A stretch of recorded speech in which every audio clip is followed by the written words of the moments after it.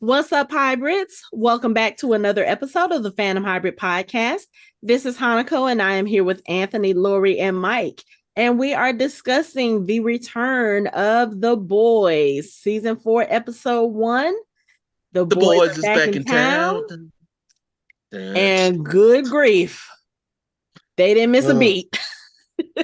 Man, listen, this first one, I was actually expecting more gore. Like I was expecting it to be a little bit worse, just like because I mean, look at the first episode of last season was a guy exploding from a dude's dick. It's like I was just like, how they can't top that. They can't top that. Trying. So why even? I'm glad they didn't try. I have to. No, I'm glad they didn't try. But I mean, finally revealing what Zoe's superpower is, like that shit. I'm still like that shit gave me that was a huge jump scare. I was just like, and she was not playing around. Like, holy shit. And that was just from people being in her mother's hotel room. Like, can you imagine if someone was actually like threatening her? What she would do? That power in a teenager.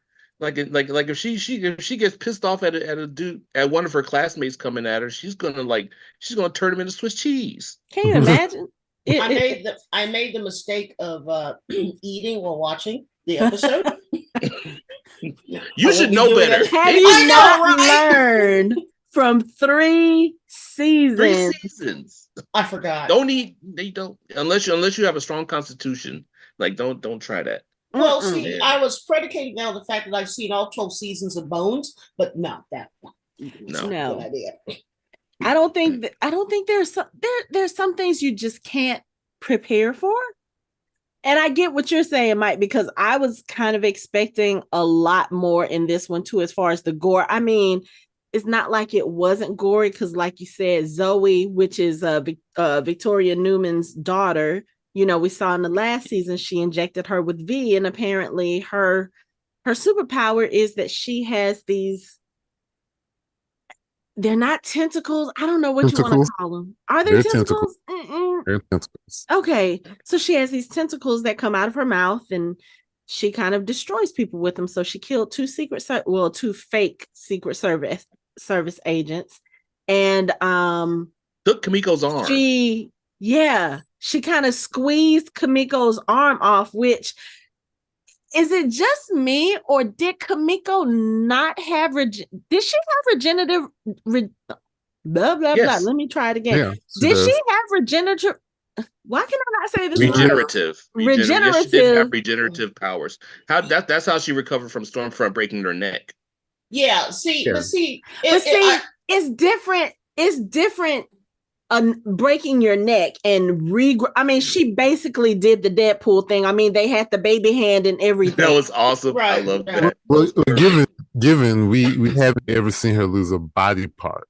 True. But yeah, you should be able to do that if they need to. And to be honest, she didn't rip the arm off. If you paid very close attention, those tentacles were actually sucking the body matter into the girl's body, so she was actually eating her arm. Okay. See, I wondered if that was if the growing back the limbs and everything, and also like her face literally came off and the face had to come back, which I'm glad they did not show us that part. But I was wondering if that was a part of her old powers, or is that something that happened after she took the V last season to get her powers back? No, I think it's the same. She has the same powers she had before. Okay. But yeah, I mean, because remember, she's basically Wolverine. You know, these are all things Wolverine can do. So, well, yeah, okay. But I've never seen Wolverine grow a body part back. You've never seen Wolverine eaten by the Hulk either.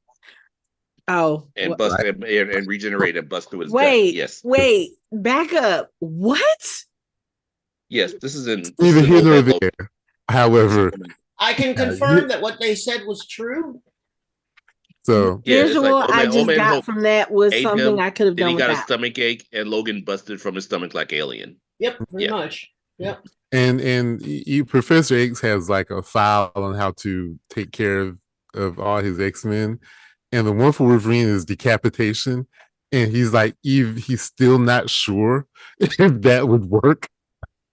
It's basically like identity crisis with the files for the Xavier's. But yeah, there is a way to take out Wolverine. It's just that, like Anthony said, it's sort of maybe not. Maybe. Okay, so there might be the same case with Kimiko. Yes. Okay.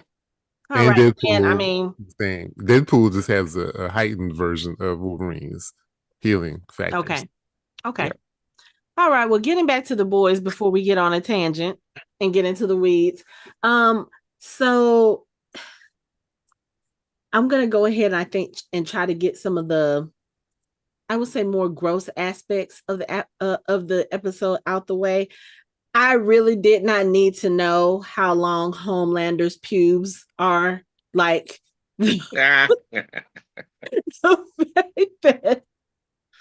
So about that, so is I don't know. I thought it might be two different things. Is it that he's losing hair, or is he trying to be? No, he's going gray.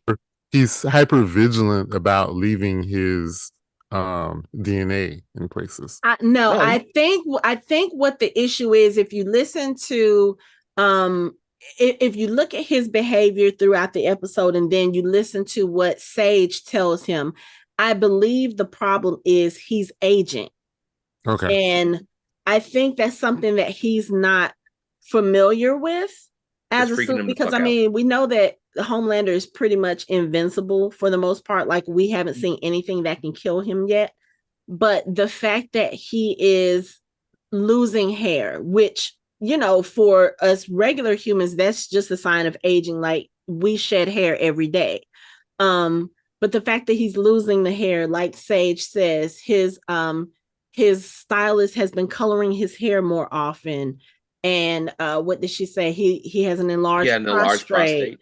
So, I mean, certain things that you would assume with humanity, I guess, would say, is something that he's not used to. And so the fact that he's starting to have these things, I mean, this dude is collecting his pubic hair in a jar and keeping them. Like, for what purpose and why did we need to see? I didn't need to know that he had that.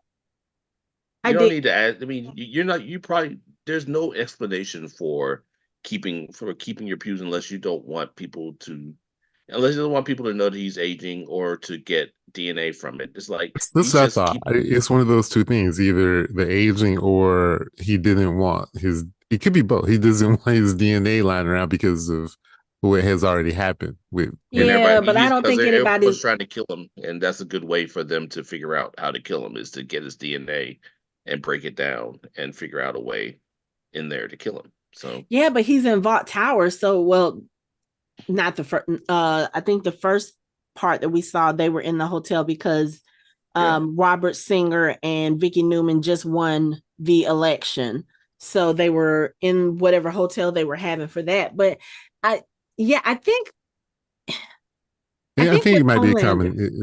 I think one is like a result of the other. Because, like, think about it. If he has that big jar of his pubic hairs, he can't necessarily just tell someone to throw it away. He can't, because at some point, someone's going to go looking for it. But you know what I mean? Like, is he leaving you know what I'm saying? Like, people, first of all, CIA people are pretty smart. And he's not, I'm not saying he's dumb, but he's smart enough to know that, yeah, he has, I think he realized he has vulnerabilities. He is vulnerable. Mm-hmm. Why give anyone the reason to figure something out? You know what I mean? Just being cautious. Like, okay, yeah, my hair's falling out. Oh, this is fucked up. I'm getting old. But then again, if that's the case, they can just flush it down the toilet. But see, he's keeping it. I don't know. I like I said, I don't really know exactly why he's keeping it. It's not rational. I mean, if you look at his behavior throughout the entire episode, not just with the losing the hair and the things that Sage was saying about him having to dye his hair, you know, his prostrate, all this, again, all of this other stuff that kind of is very human of him, and he's supposed to be the world's most powerful suit. But you also see other things about him, like you hear the tinnitus in his ears when people are talking. You hear, you see by his facial expressions, him being affected by things people are saying about him, all of the negative stuff that's coming out on the news. You know, he's on trial right now for blasting that dude's head off last season, the guy who threw the can at Ryan. He's actually on trial for murder right now. And also there's this big protest between the what do they call the Hometeamers and the Starlighters, you know, and of course the Starlighter people are saying negative things about him, and you can kind of see when he's hearing all of this stuff how it's affecting him. And so I think really that is kind of showing us this battle with Homelander between being this soup, you know, the invincible soup, the one who doesn't care about what anybody says, and his more human side, even with his interactions with what's left of the Seven and with Ashley. It's like he's starting to let trivial things affect him in a way he has not before. I really think that's, in a sense, a consequence of him trying to take care of Ryan and trying to be this father figure to his son. I don't want to say he's appealing more to his humanity, but he's trying to use it more just to kind of connect with his son. And I don't think it's sitting well with him, because Homelander is generally a person who, yes, looks for love, looks for validation, but I think it's just kind of escalating at this point, and escalating to a point where it's starting to affect him physically. Well, look at it this way too. I mean, Homelander's been through a lot in the last few months or year where he is. I mean, he's met his father. His father tried to kill him. He got Ryan. He saved Ryan. He now runs Vought because Edgar's out. Like, he has all that, and then, oh my God, I'm getting gray pubes. Like, I'm fucking dying. What the hell? He has no idea what the fuck to do. That's why he went off on everybody at the meeting. He's like, y'all are just a bunch of fucking sycophants. I gotta do all this shit myself. What the fuck? Then it's like you get the whole. But this is what you wanted. This is what you wanted. Yeah, he's realizing. Yeah, but he didn't know. He didn't realize this is how it was gonna be. Yeah. Like, he thought he could run and be like, okay, this is fine because I have enough people around me to help me. But then he realizes that these motherfuckers are dumb as fuck. Like, and it's not that they're dumb. This is the environment you've bred.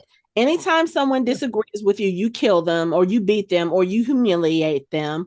Anytime someone does something outside of what you would approve of, you either kill them or beat them or humiliate them. Why are you expecting anyone to do anything other than kiss your ass and do what you say?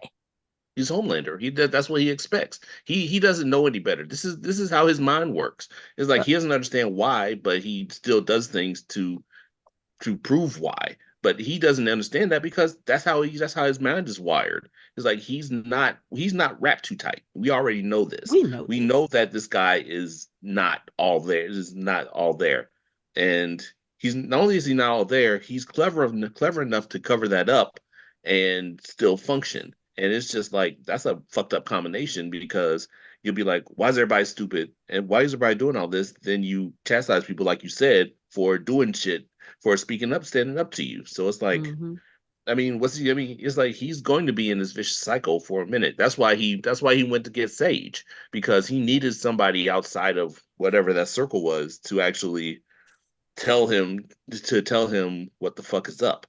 Because he had no one wanted to do it. It's like, you saw fucking the Deep was about to suck A-Train's dick. It's like, literally, like, on his knees talking about sex being a construct and getting ready to unzip his pants and pull the dick out. I was like, you would just have to laser me. Like, fine. I think he's realized. I think he finally realized that, one, this shit is not easy, and two, it's stuff that he didn't really ever have to worry about before.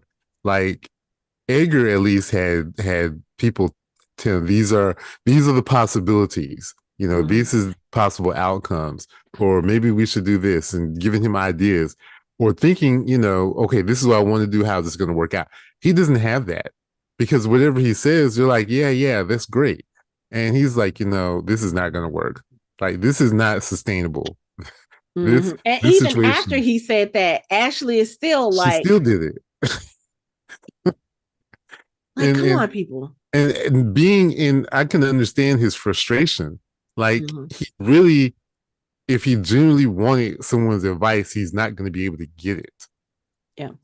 Yeah, and I think that's really bothering him because I know I tried it. I tried to defend him before in the past. It's only a little bit, just a little bit, but he still is really trying to do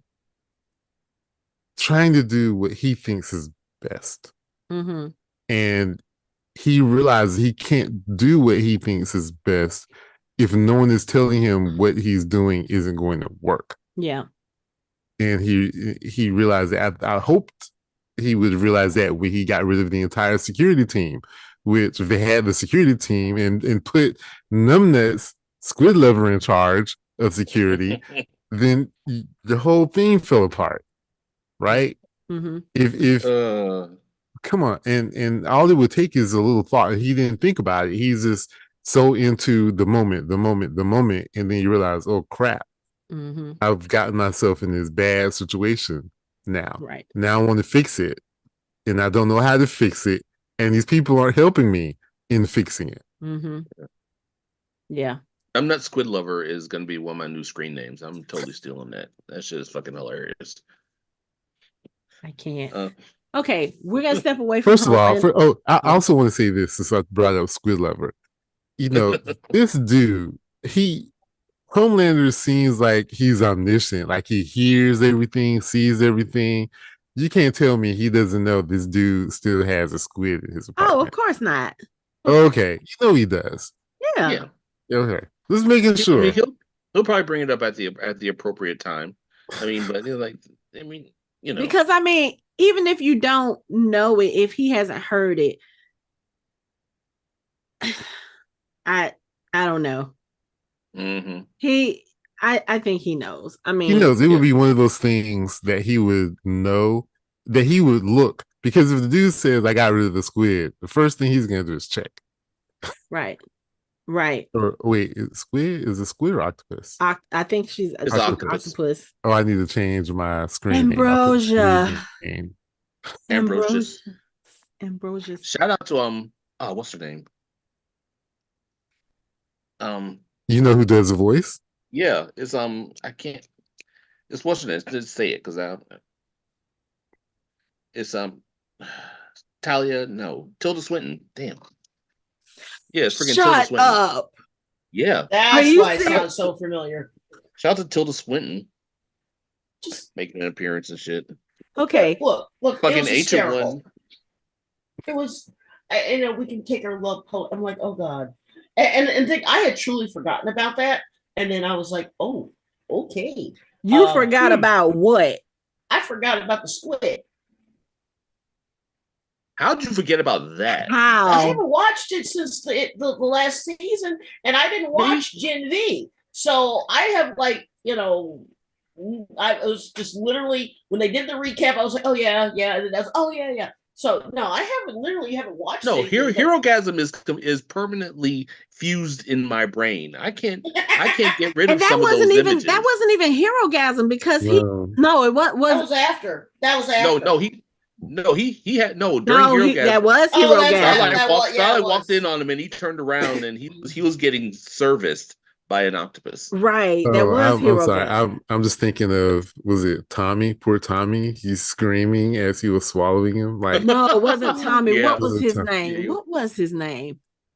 I don't remember. I don't think it was. I don't know, but it's octopus, and that whole scene is quite disturbing. Yeah, it's like there are certain things with this show that are just kind of seared into your brain forever. And that's just one of those scenes. Like, oh, okay. Anyway, let's move away. Begging for his life. Yeah. Let's move away from the 7 in Vought Tower for a moment. Let's go over to the other side. Let's talk about the boys. So I love him. I do not think he is the best person to be leading the team. He has there's too much order with him, and for the type of work that they have to do and what they have to go against, I just don't think it's working. And I mean, you can see it clearly from the beginning where they're having this operation. They're trying to basically take out Victoria Newman, and everything goes to shit because Homelander is there. Homelander is there with Ryan. You've got Butcher, who's there working under because at this point, 6 months have gone by. He's only got 6 months left to live, and you can clearly see the deterioration in his body. But I don't know. And he has to deal with the fact that no one really wants him there too. Like, the only person that really wants him there is Huey. Yeah, but you know what? Butcher doesn't give a fuck about that. Butcher doesn't care. Butcher is there about the job and about to and to do what he needs to do. On the other hand, I don't know. First of all, the fact that you're having to answer to Grace and President Singer, and they are like tearing you down because of everything that happened that night with Zoe killing the two guards and all this other stuff. Y'all go sit your ass in that van and deal with all those soups. Deal with Victoria Newman. If it had been anybody else other than Huey, Victoria probably would have killed them all. I mean, literally, he tried to poison her. It didn't work. Butcher shot her in the head. No. Like, he tried. He threw acid on her. He wasn't trying to poison her. He was trying to dissolve her. Well, that's what I meant. I wasn't sure what the thing was supposed to do up until it hit her. So I didn't know how impervious she actually was. It's like, because I don't think we never really had an opportunity where she was getting like assaulted like that. We knew that she had powers, but it's like Huey throws acid on her and it doesn't affect her at all. And fucking Butcher shoots her point blank in the fucking head, and she's still well minded enough to pop off a snarky comment and walk away. Right. She's clearly not worried about them. She has no concern at all. What was it she said? She said, "How is it that you guys are getting worse at your jobs?" And again, I'm sorry. I kind of sort of feel like that has to do with leadership. You know, he's too busy trying to keep things in order and trying to keep things like, I don't know. I just feel like with the way this team is run and with the way this team has worked, his OCD is not gonna help enhance this team, because that carries over into all aspects of his life. And this is a situation when you're dealing with trying to eliminate these soups.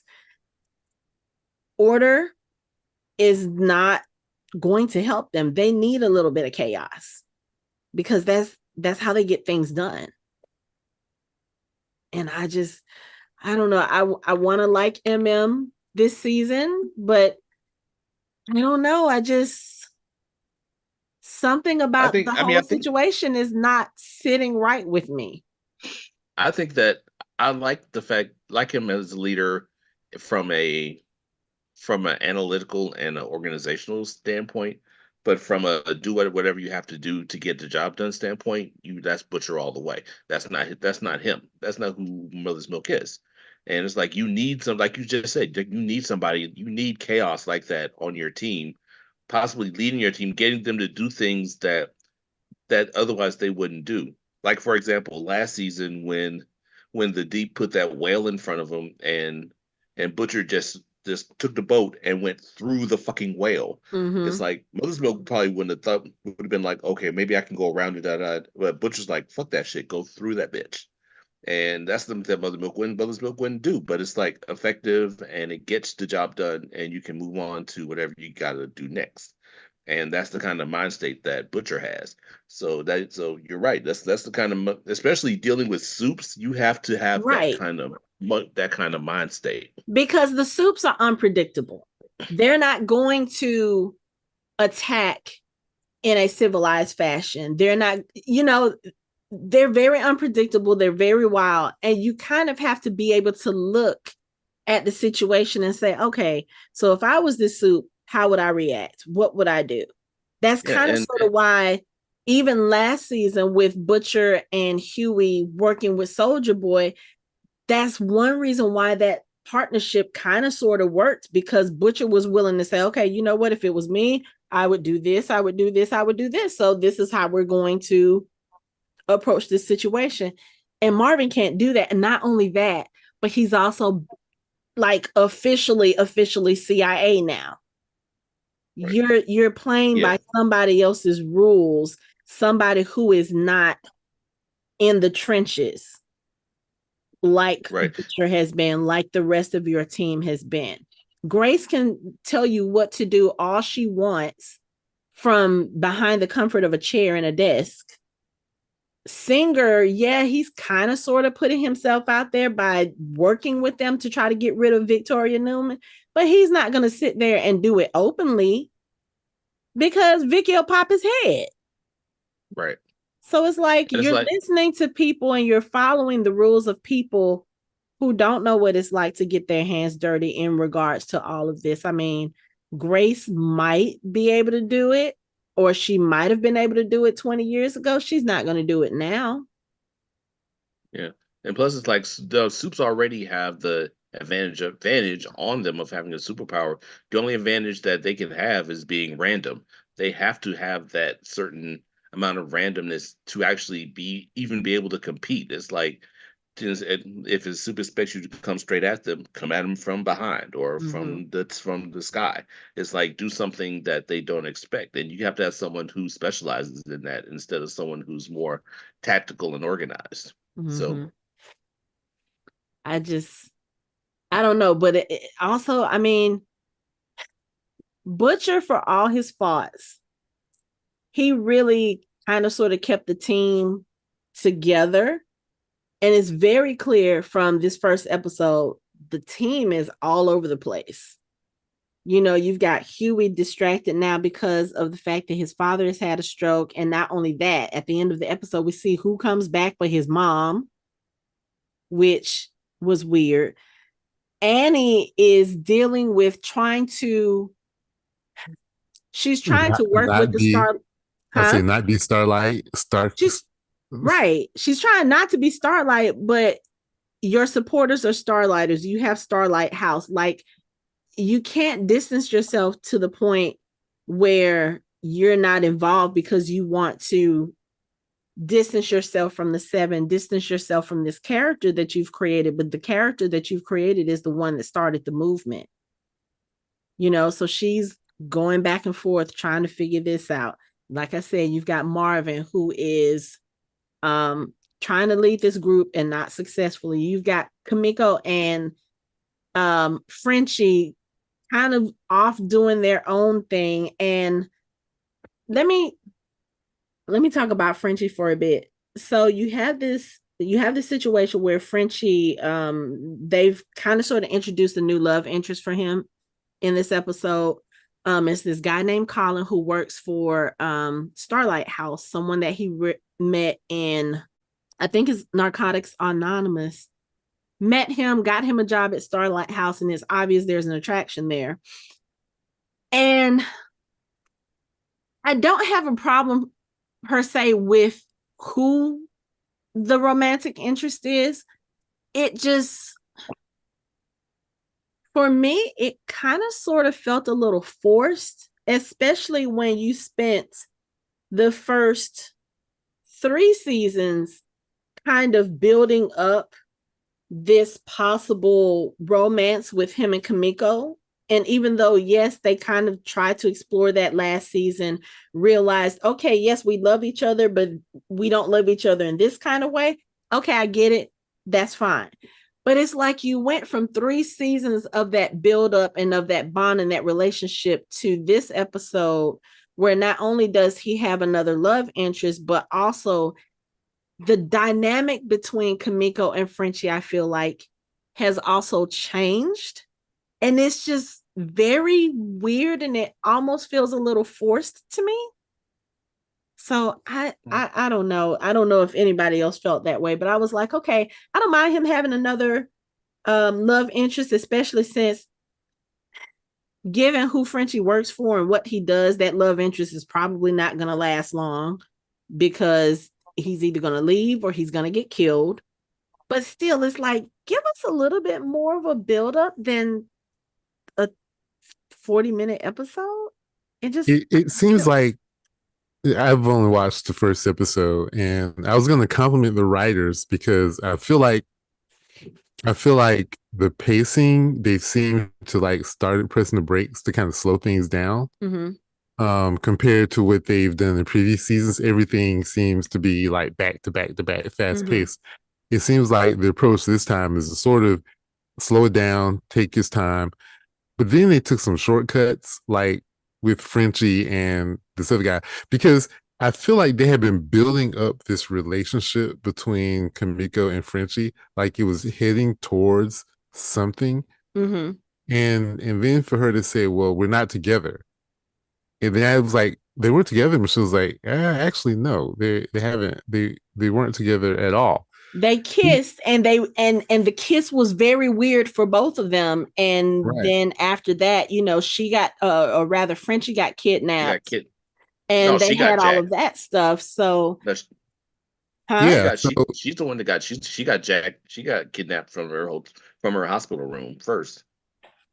I mean, it's probably at the same time. It's probably at the same time because he got taken first, and then she got taken. Oh, yeah, that's right. Because she was trying to get back in touch with him, and then they came and got her. Okay, yeah, but I don't know. It's almost like one of those things where they change writers, and the new writers is like, yeah, no, we're not going to do that. We're going to introduce this new person because I feel like what I think was you, Mike, that said that Hanako said that he's either gonna, die or so, and it's almost like the writers are setting us up for that. Like, oh, he's gonna get attached to this person, then this person's gonna be killed because that's what they do on this show, right? That's what they do. Yeah, and like I said, I don't mind the new romantic interest, but the way that they build up to it. Yeah, but I guess if I sit here and think about it, so the time span from the end of last season and this season is supposed to be about 6 months.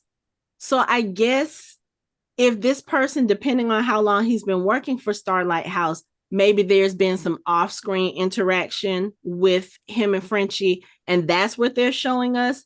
But again, I feel like if you took 3 seasons to show us this build-up between Frenchie and Kimiko, just for it not to happen, they could have done I feel like if they were going to kiss, or if they were going to show us like that kind of confirming that this was going to be a romantic relationship, maybe they could have waited till the next episode. Give us a little more.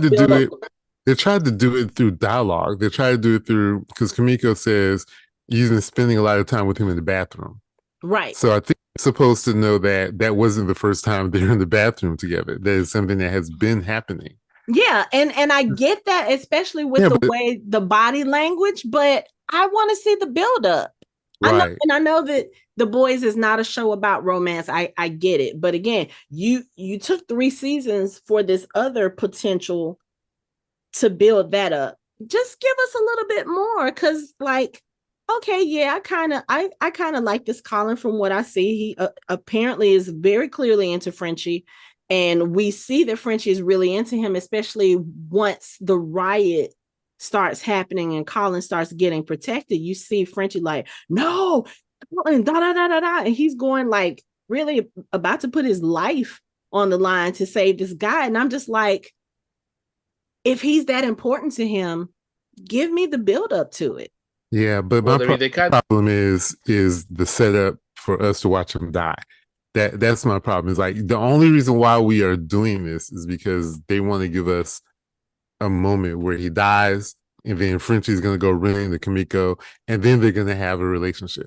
I don't think that's going to happen. I don't think that's going to happen either. I know, but I'm saying that's a possibility. But either way, whatever they're doing, this is not a good thing to do. You're going to try to get us attached to somebody just to yank them from us. I mean, this is a regular human dealing in this world and this conflict of superheroes. And granted, the boys are regular humans as well, but they have more experience dealing with this, and they have kind of the combat experience of dealing with the soups.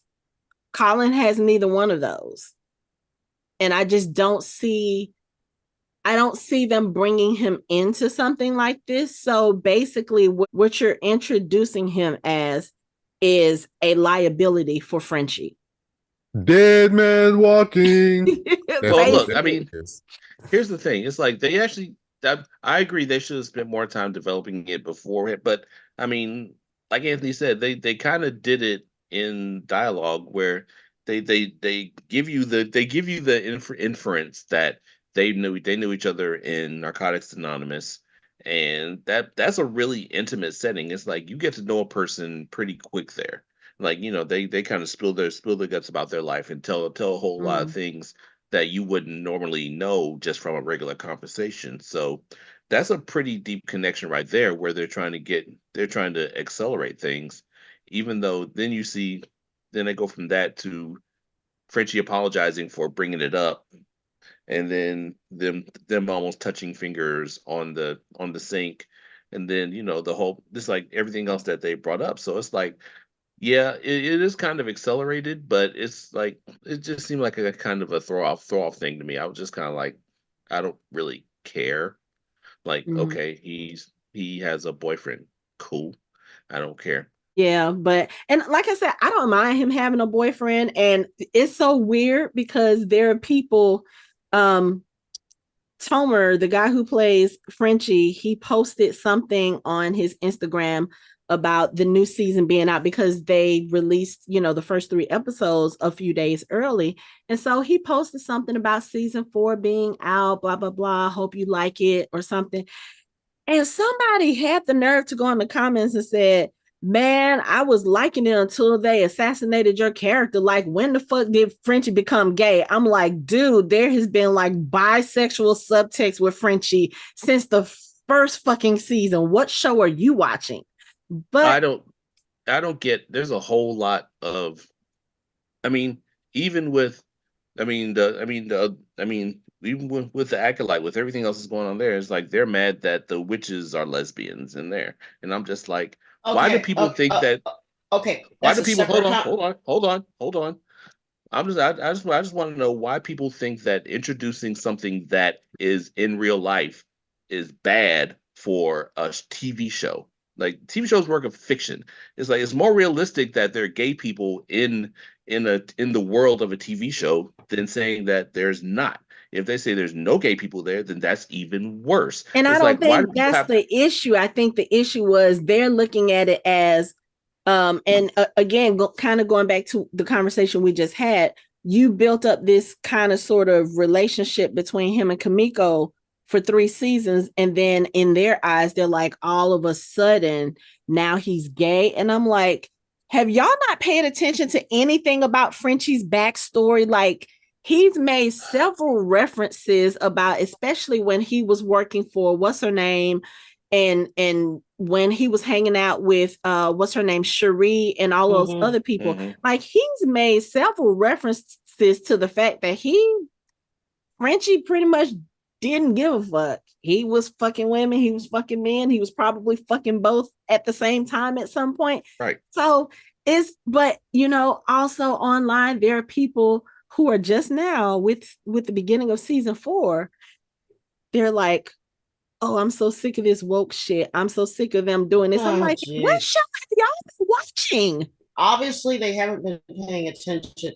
Two quick little points here. One, it doesn't necessarily have anything to do with whether or not he is bisexual or gay. The problem I had is not the fact that it seemed like it was just introduced. It's just that it seems like, you know, when you meet somebody and you're cool, they're cool, you guys might want to try and kick it, but something about you isn't quite sure about them, and so you're holding back, but you can't help yourself because you want to be with him. That's what I got from Frenchie. I got from Frenchie that he wants this, but something is holding him back. And he knows that this is not a good idea.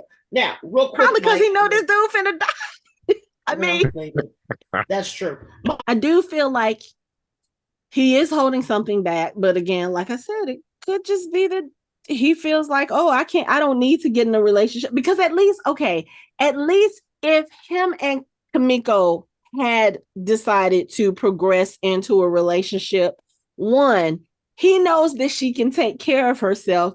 Two, it's practically impossible for this bitch to die, so he's not worried about that either. But with this new guy, Colin, again, one, he's not used to dealing with this world of soups and this kind of back and forth battle that Frenchie and his people have had. And I mean, think about it. Frenchie has been through some shit. Like last season, kidnapped, tortured, like all kinds of stuff. And that's not even counting all the stuff that he went through way back when. So yeah, maybe he's holding back from Colin because he's like, okay, I'm interested, but I don't want to get too close. I don't want to pull him into this. And that could be part of it too. It's like, don't introduce us to someone just to kind of rip them away. But this show is kind of good for that. So I'm kind of expecting it. Like, I like Colin. I like what the potential is for him and Frenchie. But again, I'm not looking past it because I really don't feel like he's going to be a character that's going to make it all the way through. I mean, even with Queen Maeve, her wife, the only way that Elena made it all the way through was they literally had to split, and she couldn't tell anybody that Elena even existed.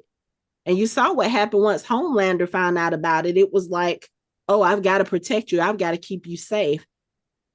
Frenchie ain't got time for all of that. They got way too much other stuff going on. So, like I said, it just kind of threw me for a loop. Like, they would introduce this so quickly and make it so cemented by the end of the first episode, I feel like. But again, who knows? Let's see. Let's talk about Ryan for a little bit. Because at the end of last season, when Homelander killed the Starlighter that threw the bottle at him, and everybody started cheering, you kind of saw Ryan do this little smile thing, which we were like, oh, Ryan's about to be evil. And I feel like maybe now 6 months down the road, you kind of see Ryan and Homelander, they've kind of further cemented their own father-son relationship. But when Butcher sees Ryan and tries to talk to him, he was like, hey, let me take you away from here. I got a car out back. Let me just take you back to Grace. This isn't what your mom wanted. You kind of see in Ryan's face, I feel like he kind of doesn't want to be there with Homelander. Like, yeah, Homelander is his dad, but I think the more time he spends with Homelander, it's kind of like, I really don't want to be this person. I think I see what my mom was doing by trying to keep me away from him. And even when he, talks to Homelander, because of course Homelander comes in during that meeting, he says something about the fact that he can see the big black mass on Billy's brain. Oh, you've only got a few months to live. And Ryan catches this, and Ryan is like, is he going to die? I don't want him to die. He has that concern. Of course, Homelander is not happy with it. But I was like, okay, so maybe Ryan isn't going to be as evil as we thought. Yeah, I think what happened, it seems like, first of all, Ryan spent a lot of time, as far as Ryan has known most of his life, Billy was like his father. So you can't really separate that. You know what I mean? Like, well, not most of his life, just most of his life. But he knows that his mom loves him. Mm-hmm. So sort of like a father figure. Yeah. And then the other thing is, and you know this probably better than anybody, is at some point your kids do know who you are. Mm-hmm. Like, at some point, all of the shiny veneer goes away. This is my dad or this is my mom. It goes away when the kids, they start growing up and they're looking at you and they're like, oh, I don't really think I like you too much. Right. What is the saying he taught him? He said, remember what I said about humans? They are toys for our amusement. Yeah. He's already trying to get him to think, get him to go into to be him. Like he's trying to get him to. But that's not even how he was raised. And like when it starts conflicting, and then he's like, "Well, you're trying to say my mom was a tool to be." When they start putting those things together, what you're seeing, then it starts making sense to them why everyone looks at you like you're a dick.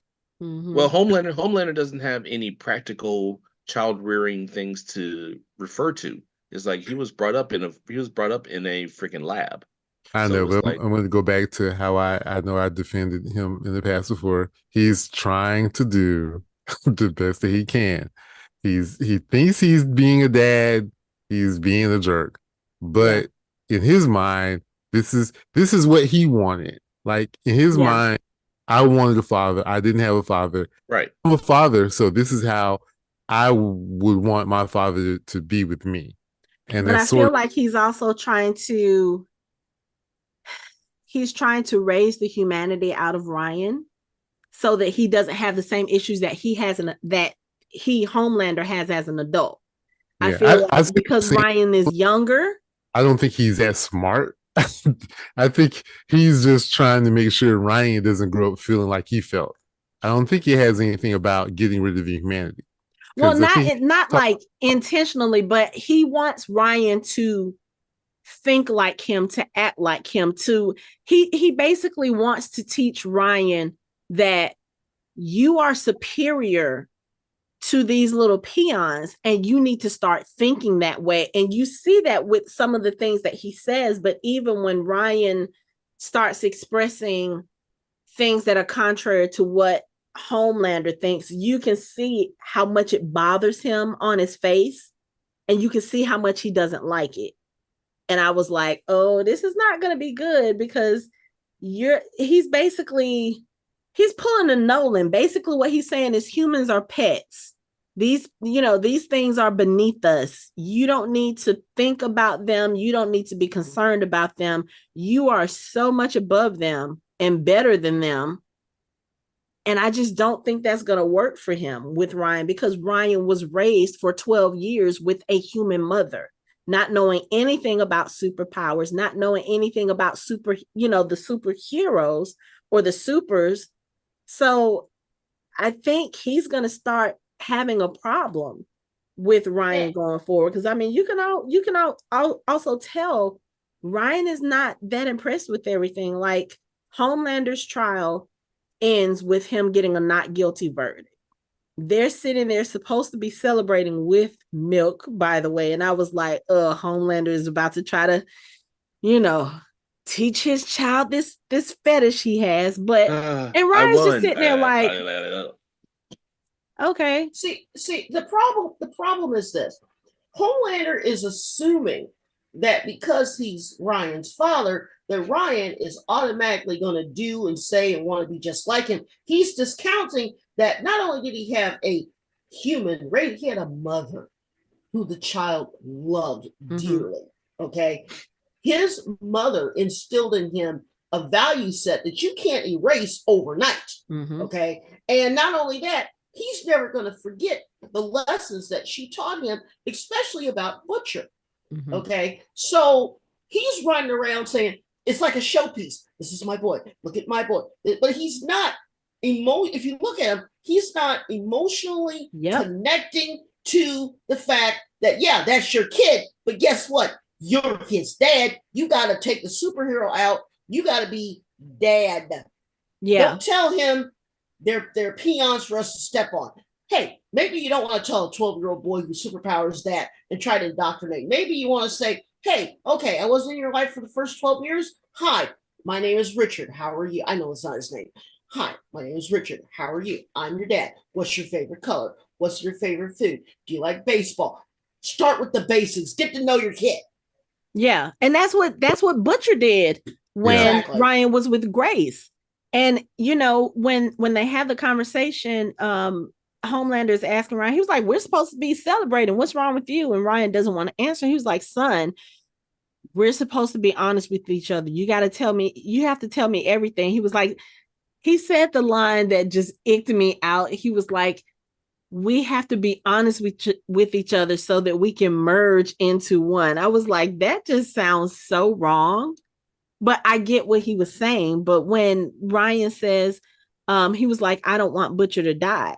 And Homelander's like, even after he abandoned you, even after he said all those mean things to you, and he was like, well, my mom loved him. And Homelander's like, well, what about you? And Ryan doesn't answer because Ryan is smart. He knows that would not have, if he would have been honest with Homelander, that probably would have set something off, because Homelander is very much, I feel like he only wants Ryan to love him. But like you said, Lori, he hasn't done anything to earn that love. Like, Ryan for him is a showpiece. Ryan for him is validation that yes, he can be a father or whatever the case may be, but he's not actually being a father to this child. And again, that's something I think is going to come back and bite him in the butt, because Ryan, especially as he gets older, he's going to start paying attention, or he's going to start thinking back to certain things and being like, you know what? When those people cheered when my dad killed that dude, that wasn't right. Yeah. And more importantly, what Lori touched on is the one thing that Homelander is never going to be able to overcome is that Ryan he blames himself for his mother's death. Mm-hmm. And he will never, ever be able to overcome that. And that's something that Ryan is always going to carry with him. He's never going to forgive himself for that. Right. Even though it was an accident, even though it wasn't something he had any control over, he's still going to blame himself for that. And that's where he's always going to have roots in humanity. Right. Because of that. And see, Homelander, and this is my last point on this, Homelander is forgetting one certain thing. Everyone who is a superhero got it via an injection. This is the first natural born soup. Now, he's 12. Now, if he's a natural born soup, Homelander better realize that he needs to placate this kid a little bit, because when this kid is 18 and he outpowers his ass, it's going to be on. And it might not even take him that long. Exactly. The reason why Ryan is not as powered now is, again, one, he didn't even know he was a soup until less than a year ago. Two, he hasn't been trained from a young age the way Homelander has been, or, he doesn't have that training.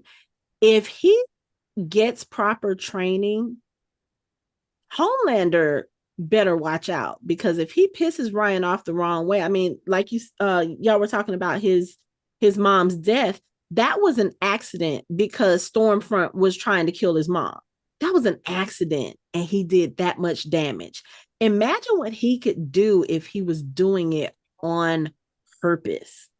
Even at his untrained self right now, well, especially with him being untrained right now, if he were to be pushed the wrong way and unleash that power unrestrained and with no control, yeah, Ryan could do some damage. I mean, but we've said that. We said that last season. Like, if Ryan comes into his power properly, world is done for. It's done for. But I'm kind of glad that they are showing us that Ryan is more his mother than Homelander, because I wasn't looking forward to, okay, if Ryan becomes, the spitting image of his father, or if he, kind of starts going towards that way, then we'll have to have this dynamic of Butcher and the team trying to kill this child. I was not wanting to go in that direction, and I'm still hoping we don't. But I like the fact that they're showing us that there's this kind of, I won't even say struggle with Ryan, but that you see him being more concerned about his humanity, that side of his personality, than the soup. Because I kind of feel like he doesn't even care about the fact that he's a soup. He's just like, okay, whatever. Well, these are still his formative years, so I mean, it's not over yet. It's like, I mean, he's gonna have. I mean, he's a teenager. He's gonna disagree with Homelander. He's gonna agree with Homelander. He's gonna say, I want to go live with Butcher or fuck Butcher. It's like, he's gonna go through a whole lot of ups and downs before he actually hits a course and decides who he's gonna be. So I mean, it's way too early to predict which way he's gonna go. So I mean, he could turn on a dime tomorrow. Yeah. Okay, I'm gonna get into some fun and not fun stuff. Let's talk about Todd. Bye, Todd. See ya. Okay, what's next? I mean, bye, Todd. Bye, Todd. We hardly knew you. We don't care about you, but shout out to them doing the undercover Negan tribute with Noir, Deep, and A-Train by giving them bats and having to bash someone's skull in. in the episode that Jeffrey Dean Morgan debuts in. Right. But no. Hey, Jeff, welcome. Watch this. I was like, how about them throwing Todd a bone about, no pun intended, about why she was with him? Right. That's where I was going, because we kept trying to figure out last season. We were like, what the fuck does she see in him? And I think one of you guys, it might have been Mike, who said, well, maybe he got good D game, BD or something. And apparently that was so funny. Mother's Milk it definitely wasn't a D, and she was just like, he was like, right? I'm like, why would you even want her to answer that question? Like, no guy wants to know. No man wants to know the answer to that question. Don't even bring it up. Like, there's no point to it. It's like you're either gonna make her mad or you're gonna get mad. It's like there's no good can come of that. Right. It's like just leave it alone. Let it go. Just let it go. But then Frenchie and Kimiko were like ribbing about it in the car. I was just like, oh, poor Mother's Milk. That's terrible. Yeah, because Kimiko asked the same question. He was like, good question. And Marvin was like, what? Well, we just want to know what it is about somebody like Todd that Monique would want. And, he must have, what it must be what he has between his legs. And Marvin was like, you don't have to be here, Frenchie. I'm just saying, he's giving some real Pete Davidson energy. Pete Davidson energy. I was like, poor Marvin, that's something you didn't need to hear. But the whole thing with Todd and a couple of other people, they go to this warehouse because Sage, and we're going to talk a little bit more about Sage in depth, but Sage has called them there, as some of Homelander's biggest fans. And they think they're about to meet him and, have this nice meet and greet or whatever. And when he comes in, he basically is like, so I hear you guys are 3 of my biggest fans ever. I just want you to know that I appreciate your support and your sacrifice. And I was like, oh, they about to die. And even A-Train was looking like, the fuck? And he was like, you guys are about to be martyrs for the cause. Are y'all so dumb that y'all are not picking up on what he is saying? He's used the word sacrifice and martyr in less than a minute. It's time for y'all to go.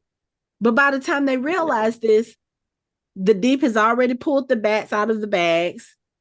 And they're looking around like, what? And Homelander's like, I want you 3 to kill these men right now. And Todd is like, that's so funny. No, it's not funny. I'm not joking. I want y'all to kill them right now. And even the Deep is like, oh, this is one of those times when you want us to disagree with you, right? No, I'm being serious. I want y'all to kill him right now. And somebody, I don't remember it wasn't Todd. It was one of the other guys, tries to take off, and Noir, which, okay, let me put a pause in that. I was really confused when we saw Noir at the beginning of this episode, because I was like, did he regenerate? Like, can he heal himself too? No, they got somebody to play Black Noir, and this fucker is talkative. He has clue. He was like, I need some direction here, dude. You are here killing people for real. This is not an acting job. Wow. That's really fucked up. I was laughing so hard. I'm like, oh, they got a funny one for Noir this season. I mean, he can't shut up. That's going to get him in trouble. That's all I'm going to say. Oh, you think? I mean, the other Noir couldn't talk and he got in trouble. So yeah. So anyway, taking the pen back out, they go through and they beat these guys. Now, the one thing I will say, and we talked about this last season, I feel like they're about to try to give A-Train that redemption arc. And I still don't know how I feel about that right now. So I'm a reserved judgment. Did I not say it's not happening? You said it's not happening, but I feel like that's what they're trying to do, because you have these three people who Homelander has ordered to kill these three supporters: the Deep, Black Noir, and A-Train. A-Train is the only person who does not kill somebody, because even when Todd is trying to escape, A-Train heads him off. But before he can lift his bat, Noir kills him. He kills Todd. And he's just sitting there looking like, I can't believe this shit. And I was like, okay, here's the start of A-Train's possible redemption arc. It's not the only way he gets one is if they really did change writers. But if not, he's not getting redemption arc. I don't know. I feel like that's he may not get it, but I feel like they're gonna try it. And the first step of them trying that started last season. And I feel like it's kind of continuing now. See, it's not so much a redemption arc as a watch my own ass arc. It's like he's basically just like doing stuff for his own first image. I mean, it's like he told on what's his name, the little boy band guy, and got him killed for his own self image. So it's like there's really if it can help Huey or help himself or help Homelander, he's going to do that in order to help himself. He don't give a fuck about it. He still don't give a fuck about nobody else. It might be a partial redemption, but it's always about self-preservation with A-Train. That's the first thing and the last thing. Yeah. But okay, I can see it. He may accidentally redeem himself. And I'm not saying that he will actually be redeemed, but what I'm saying is it seems like they're going to start trying to redeem him. I don't know if he's going to actually make it to fully redeemed. Like, I don't see A-Train having a Theon Greyjoy moment. I don't. But if you look at the way things have started already with his character, like you said, yes, Mike, he did turn in, I forgot what his name was, and to save his own ass, but also he helped them at the end of last season. And I just feel like that was kind of the start of them saying, okay, maybe A-Train is going to have a change of heart, or maybe he's going to see the he way definitely has a change of heart. Yeah. I mean, and see the way. I see what you did there. Low five. Okay, that was a good one. But I just feel like they're going to start on that track. I don't know if it's going to continue on that track, or something may happen to make him say, you know what, fuck all y'all, and I'm just going to worry about myself. But yeah, you don't have him kill the people, but he still has to take part in what they did, because basically what Sage has done, she is using the three dead men. They have A-Train take them into the middle of the melee at the riot, which she started, because she comes to the riot dressed as a Starlighter, and she does the same thing the guy did that Homelander killed. She calls one of the Hometeamers a fascist, and she throws a can of drink at him, and that starts the riot. Okay, so can we back up to the introduction of Sage? Oh, we're gonna get into that. Can we go ahead and do that now? So that would help us understand why all this is significant. Okay. Yeah. So come Mike, on. you had your hand up. Okay, so I have a theory. Okay, so Sage, Sister Sage, or Sage, however they want to be, they want to be known, and obviously she's not. I'm pretty sure her pronouns are they and them because they kept saying woman, and she kept correcting him and saying person anytime. No, I don't think it has to. I don't think it has to do with her pronouns or what she identifies with. She's basically saying, no, you're not going to reduce it to me being the smartest woman, because that means that there is a smarter man out there. She's saying I am the smartest person in the entire world. I think that's what the clarification was. Okay. She was like, no, it's not just I'm the smartest woman. I am the smartest person. That means I'm smarter than every motherfucking body. I think that's what the clarification was. Gotcha. Into that, I think that she is going to be, you already tell she's going to be important, but I think she's just going to be outright pivotal in this season. Like, there's going to be some shit that happens that's just going to be like all her, and it's just gonna be like, the fuck. Like, I love her character. I really like how she broke down Homelander when he came to her apartment in the Captain America disguise kit that would fool nobody but everybody. But I love how she just broke him down so much, and it's like. And I love how she just outright rejected him when he said, "I want you to be in the 7." She's like, "Oh, absolutely not! Like, fuck that." And it's like she's just like trying to stay, because I mean, and she has a point when she said that I know why you want me, but sooner or later you're gonna realize I'm smarter than you, and you're gonna resent me or something in that nature. And it's like, you know that's gonna happen. You know it, and it's like because you can't. She said you your can't ego handle it. Won't allow it. Yeah. Right. Yeah, and it's like, you know that's going to happen. And it's like, but her plans were just, I mean, diabolically good. Like, just like, and freaking streamlined as fuck. Like, damn, like, she started a riot with a cup of coffee. Like, that shit was just smart as fuck. And I'm like, she's gonna be a big problem for the boys. Like she is like, without even really throwing a punch, I think she's gonna be just problem upon. I have my own theory. You know how they say they're playing checkers and he's playing chess?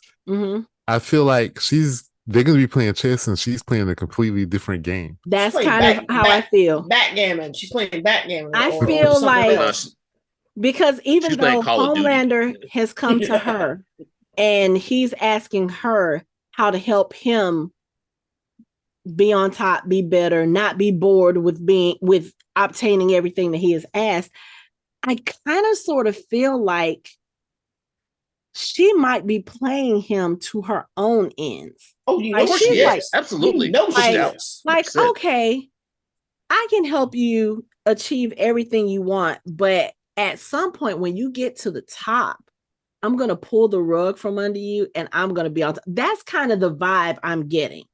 Now, granted, she's not openly having this vibe. Like, she seems like she's pure Team Homelander, and it could be also that power of knowing that the quote unquote most powerful person in the world is dependent on her, because she all but insulted him, called him dumb, and he didn't do anything to her because he was like, I can raise you right here. She was like, but you're not going to, because I have a feeling that you came to me because you need me. Well, right. One of her powers is empathetic recognition, which means I guess she's really good at sensing how you feel about things. And she pushed all of his buttons.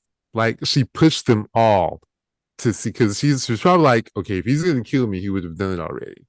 So let me see if I push all the right ones, what his reaction would be. But she didn't push it in a way that would piss him off. If you notice how she did it not very carefully, but very calculated. And the other thing that got me when they showed her, I was like, your apartment looks like my apartment. You've got books everywhere. Oh, I like her. And I love what he said. He said, she's like, yeah, your ego couldn't handle it. He said, well, he's like, I am smart. And then she's like, see, that's what I'm talking about. He said, I'm smart enough to listen. He said, I am pretty smart.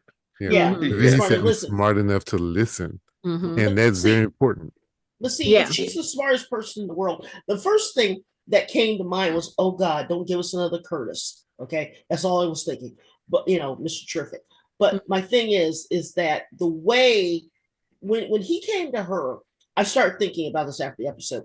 Who's to say, because she's been in this world the entire time, who's to say that she hasn't sat back, did the math, made sure the math was mapping, and calculated that she knew that eventually at some time he was going to have to turn to her? Because A Train already said when they were teenagers, she got kicked out of Teenage Kicks already. And I didn't quite catch what he said, why, but apparently she's going to issue with authority. Or something. He said she didn't know. Yeah, she didn't know how to control her mouth. That's it, which is typical idiot A Train. But and I was going to disagree with Hanako about her having an ulterior motive. And then you said that, Hanako, and I was like, wait a second, let me think about this for a second before I say I disagree with you. I'm agree with you because she could have chosen any home teamers to be killed, but she chose his 3 biggest supporters to be killed. I think that's very important. I know. Also, it makes more for what she's doing for right now, because her goal was they kill the supporters. They had A Train hurry up and run the bodies to the middle of the riot so that when things popped off, it looks like some of the Starlighters killed the home team. It could have been any 3 supporters. Yeah. Especially Todd. Who's to say the 3 biggest fans of his that weren't even there at the rally. Yeah. Who's to say that when she picked the 3, that she didn't already know about the boys and that she knew how pivotal Todd was to Marvin's wife, and she did that on purpose. Like I said, plans within plans within plans, because when he first comes to her, she doesn't seem shocked. She doesn't seem upset. She's not scared. She's just sort of sitting back saying, what's up? I'm cool. Let's listen to what he's got to say. Oh, no, I think that a lot of the stuff that we're going to find is she's been behind orchestrating this in the background. We just haven't seen her. I'm fascinated by her. I am completely fascinated by her.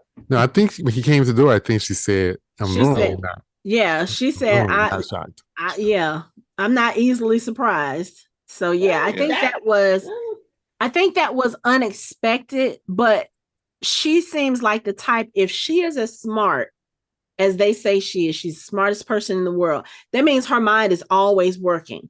So that means the moment Homelander showed up on her doorstep, her mind was already working like, okay, what is he here for? What does he need from me? And as she's getting information from him, I think she's calculating like, oh, okay, I can work this to my favor, because he even tells her, and again, there are certain things that she says during the course of the conversation, because when he comes in the house and he addresses her, he says, Sister Sage. She's like, it's actually just Sage. Vought put the sister on because, you can't have people like me without a qualifier. Right. Okay. So one, there's already that racial undertone there with her character.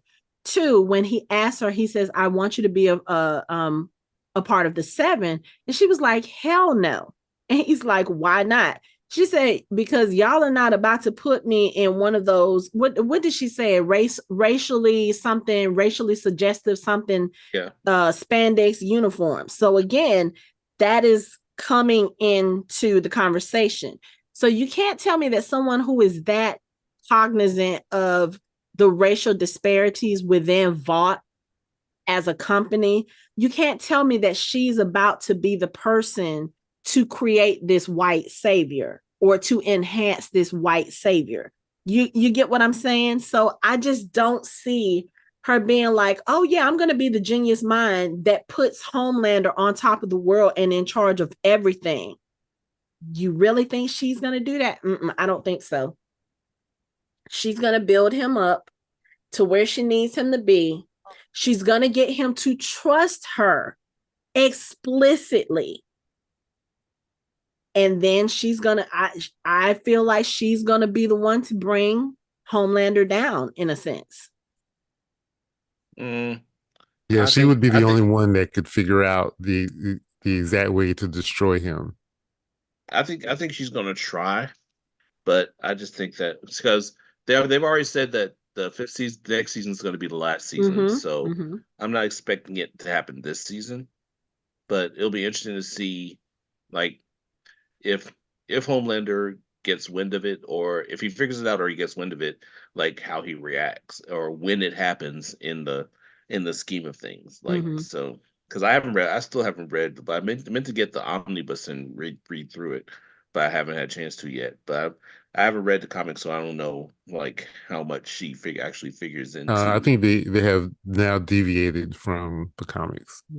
Okay, like they were sort of adapting, and I think this seems to be a deviation from where the comic went. Okay. Yeah. Because remember, once they realized what they were doing, they canceled the boys with quickness, so they didn't finish the entire arc. So. Oh, okay. So I think there's only two other things that I really want to talk about for this episode. The first one, let's talk about Butcher and his condition, and the fact that he seemingly is talking to someone through most of the episode, and then we find out at the end he is actually visualizing Becca. And she's like, I don't know, she's the conscience talking to him. Hey, you told me you were going to take care of Ryan.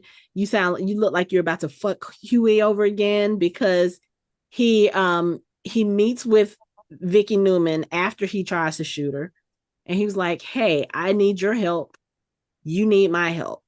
Let's work together to take Homelander down. She was like, well, I need to show good faith. You need to get Huey's files that he has on me from the Red River home, which is the files that we saw last season that kind of exposed her early childhood as the head popper, and about Stan Edgar going to get her, taking her in and stuff. So she wants those files. So Butcher is able to get Huey's flash drive off of him, and it looks like he's going to give these files to Victoria. And that's when we see Becca for the first time as the person that he's talking to. And I was just like, Butcher, it's like he knows what he needs to do. But of course, he has a conflict because Ryan is involved with all of this, because he's with Homelander. Like last season, he had a shot at taking Homelander down, but Ryan got in the way. And it was either kill Homelander and everybody in the room, including Ryan, or save Ryan and Homelander gets away. And of course, we know he saves Ryan, which, to me, I think not just for the fact that he's Becca's son, but I think he's also gotten under Butcher's skin. Like Butcher actually does care about him, regardless of the way he felt about him when he first learned about him. So I don't know. I was kind of surprised, because Becca did not look the way she did when she died. She has long blonde hair now, and it's Butcher's with his ideal vision of her. Yeah. But I think if you're at the point in your illness where you're starting to hallucinate people, you probably don't really have much time left. Nope. So shout out to Butcher having incredible sleight of hand skills and picking the code thing out of Huey's pocket, like it not even really looking like he did it. I was like, oh wait, that was child's play. That was easy. He literally was hugging him and reaching into his pocket. Yeah, and it was so unexpected that Huey wasn't thinking about it, So yeah, that was easy. That was easy distraction. He's still sleight of hand, But this is Butcher, about that. Hug, and he patted him down to find it, and because he's still trying to figure out Butcher's actually hugging me. Right. Yeah. And then he's distracted with that. He's distracted with his dad. He still doesn't even realize it's gone. Yeah, I mean, he's over there talking to his dad, and mom shows up. And remember, his mom abandoned him when he was like 5 or 6. So yeah, Hugh's got other things on his mind other than that flash drive, which, like you said, he probably doesn't even realize is missing. And can we talk about the black mass swirling around his brain? May not necessarily be a tumor. You're talking about the little worm-looking thing that was kind of going through his vein. Oh yeah. I don't know. I have to think about this. I don't have any theories But you do. I'm Go gonna have ahead, to give us a think theory. about it. I don't have any Come on, theories. theory. I have a feeling it's something that can be removed, and I don't think Butcher is quite gonna make it to the Reaper this season. It might not necessarily even be Becca that he's seeing. It could be something. It could be a manifestation of the thing that's in his brain. Well, in Dresden Files, Dresden had something in his head for several years. It turned out to be a new spirit of consciousness, which he put into a skull like Bob's skull. So it could be something like that. It could be a whole entity that's in there. But I mean, it's coming from the temporary V that he was injecting. So it could be some kind of it could be some kind of bacteria. I think it's a parasite. I think it's a conscious being that not like a twin, but like a manifestation of some of his maybe darker tendencies that's actually going to become like fully the life. Yeah, so I like that idea. I like that theory that she threw out there. I like that. We're gonna see Venom in this show. Exactly. Is that what you're saying? Well, they seem to be ripping off a lot of different things in here. Whatever.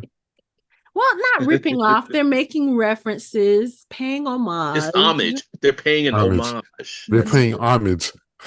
That's what it is. Homage. The other thing we have to talk about is my boy Jeffrey Dean Morgan showing up in this episode. We get him appropriately with bats involved. Right. Well, not with his character. It's so interesting though. He's playing a CIA agent who obviously has some kind of history with Butcher. They apparently worked a couple of missions together, including one that did not exist, quote unquote, that Butcher saved him from.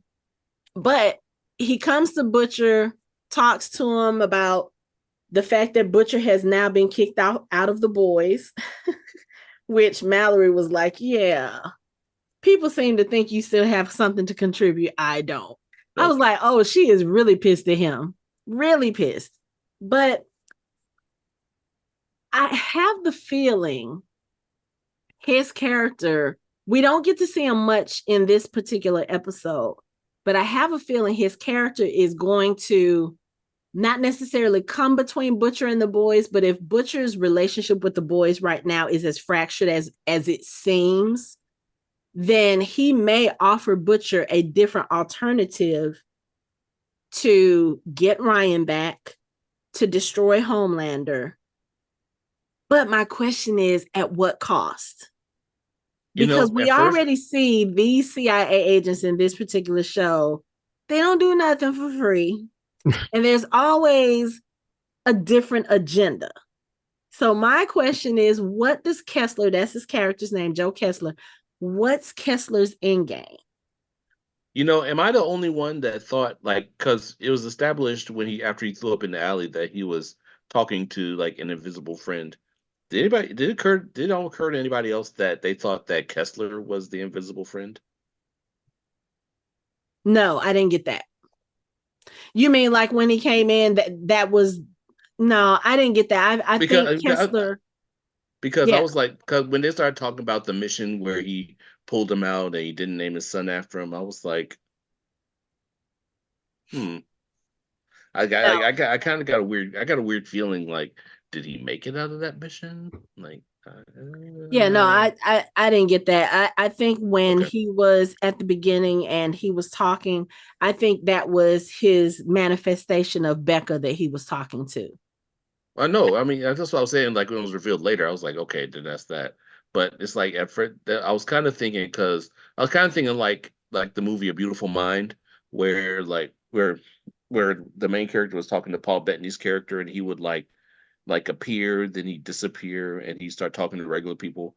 And it's kind of like, I was looking at him, I was like, Nah, I didn't get that. My imagination just started running. I was like, what if he's like, he's sitting at a table talking to nobody and pouring booze into an empty cup that's not moving. Nah, I didn't get that vibe. I feel like Kessler is is a person, and I think that he is going to also factor very heavily probably in this season. Like I said, especially if Butcher's role within the boys is reduced or even done, especially after everything that happened the night before, because kind of like what Annie says, Butcher's being on that particular mission kind of did screw up the mission, because it was because of him showing himself to Ryan that he was found out. Because Vicky Newman's daughter, if you saw her when she was leaving the room, she was texting, and I was like, oh, she telling her mama that somebody's here with Ryan. So of course that's how Vicky knew that they were there, and that's how Homelander knew. Yeah. So he basically screwed the mission up for the most part. So, yeah, because if he hadn't have gone down to see Ryan, there was no reason for Zoe to go back to the hotel room, which would have been weird anyway, because I'm like, why didn't you just go back to your mother? But she probably didn't want to go back to her mother without Ryan, or her mother told her go to the room while we deal with this. Because if Vicky had any inkling that the boys was there, which she obviously did when she found the van, and she told what was it? She told Huey. She said something about Butcher hasn't gotten better about surveillance or something like that. But if she knows that the boys are there, she knows what they are capable of. She probably didn't want her daughter anywhere near that, especially since Zoe is now a soup, and Huey knew her before and knows that she wasn't born a soup. Mm-hmm. So yeah, Butcher kind of screwed that whole thing up. And if that has cost him his position within the boys, then Kessler is going to be an alternative for him to still do the things he needs to do. And Kessler, if from the way that he spoke, it seems like he would probably want to be one of those people that does his things kind of under the table, under the radar. So he may have access to more resources than the boys would be able to give Butcher to. So I don't know, but it was good seeing him. I was like, yay. I got the impression that he is going to be brought in as the new handler or the new leader of the boys, and he was filling Butcher out. That's what I got. See, I don't know if I feel like he would actually be a part of the boys, because the way that he speaks about the things that him and Butcher did and about the boys, he's literally telling Butcher, leave those boys alone, come work with me. Like, and how he feels about Grace and Singer too. Like I have things that I can help you do that you can't get done over there. I don't think that Kessler's character is a yes man in the way that Marvin is a yes man. Yeah, and Kessler said something important too. He's like, he basically was confirming that they're not paying attention to what the goal and objective is. What needs to be done. Mm-hmm. Right. You can't get anything done with the soups as long as Homelander's around. Mm-hmm. He's not wrong. Yeah. But so I think he's going to be that alternative that Billy needs to get done what he needs to get done. Now, what resources he has that can be used against Homelander? I mean, if Soldier Boy, well, I won't even say that, because I was going to say Soldier Boy probably could have killed Homelander if Billy and Queen Maeve hadn't, interfered. But now that you don't have that weapon at your disposal, what else is there? Unless the virus. Kessler knows, huh? Yeah. The virus. Well, that too. But I think because they did mention Godolkin a couple of times in this episode, and that has to do with Gen V. And we know that, well, Laura, you haven't seen Gen V yet, but they are working on something over there. Oh, I know they are. I haven't seen it. Doesn't mean I don't know what happened. Okay. But was it where Butcher met Newman? Isn't that where what's his name hit out with old girl? I think so. It looked familiar. Yeah. But Yeah, unless Kessler knows where the bodies are hidden, and I mean specifically where Grace has Soldier Boy stored, because we do know that they recaptured Soldier Boy, they put him back under. So unless he knows where Grace is keeping him, he may that know. might be a resource that Butcher needs, but I guess we'll have to wait to see. Again, this is only the first episode, so we still have, I think this season has 8 episodes as well. So yeah. There's one other thing that was sort of a geek out moment for me, and I'm sure Mike enjoyed it. When Huey went to visit his dad at the very end, and he's going on about Alex Cross and James Patterson. Yeah. That was so much fun. That was pretty awesome. He named like 19 Cross every novels. Every last one of Patterson's novels. I don't know if that was a jab at Patterson for being uncreative with his titles, or just like, you know. I think it was a jab, because Michelle looks at me because she knows I read those books, and she's like, "They're not all named like that, are they?" Yes, they are.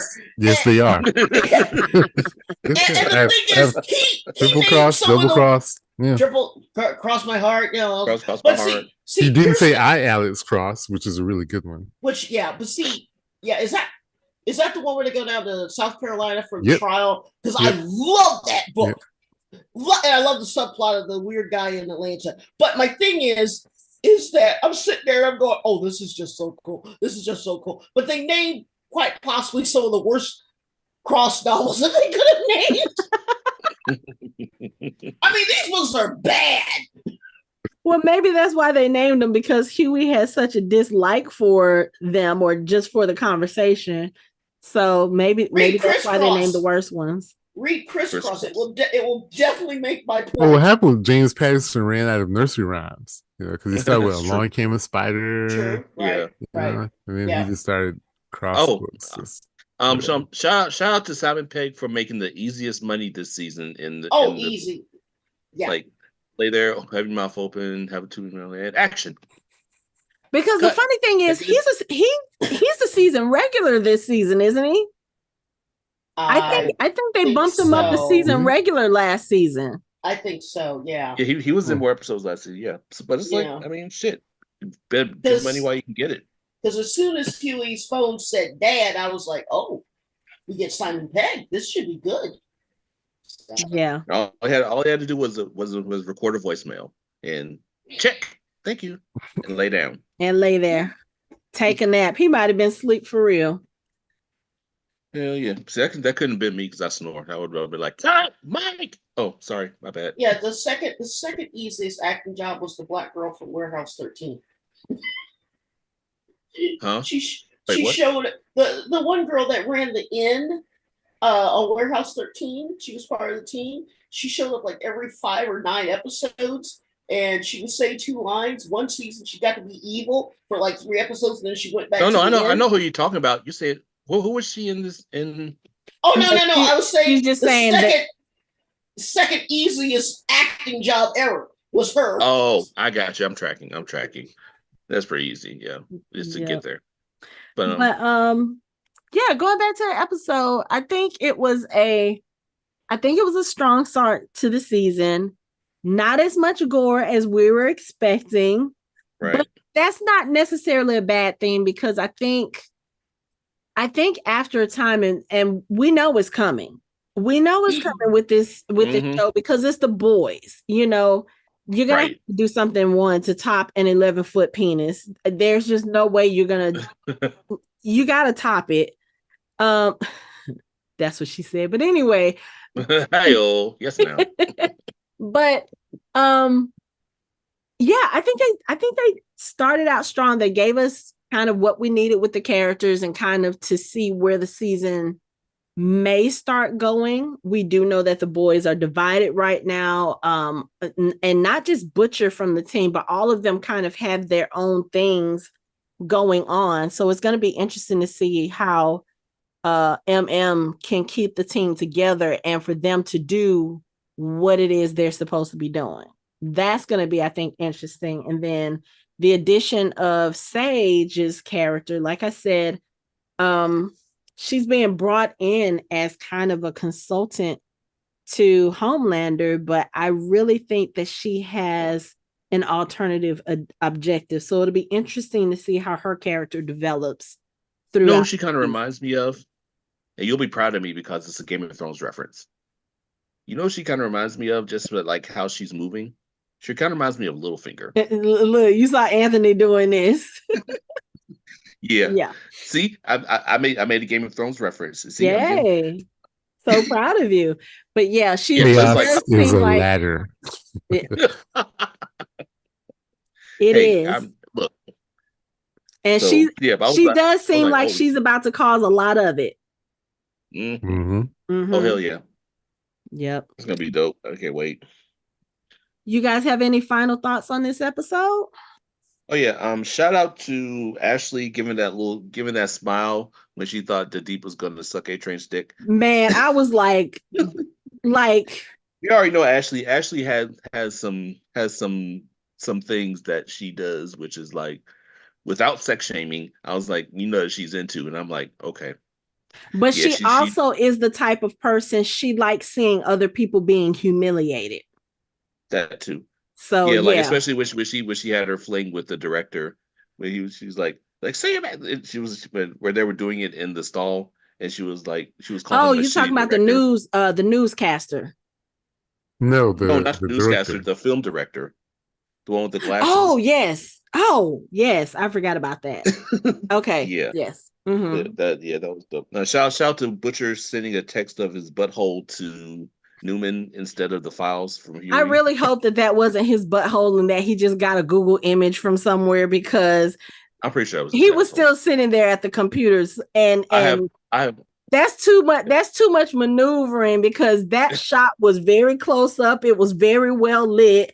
That means he would have had to arrange lighting. He would have had to have had a trap. No, he pulled that. If anybody would have a picture of his asshole ready to text somebody, it's Butcher. You can't deny that fits into his MO. Like he's probably sent that to Huey. He's like, Huey, guess what? What?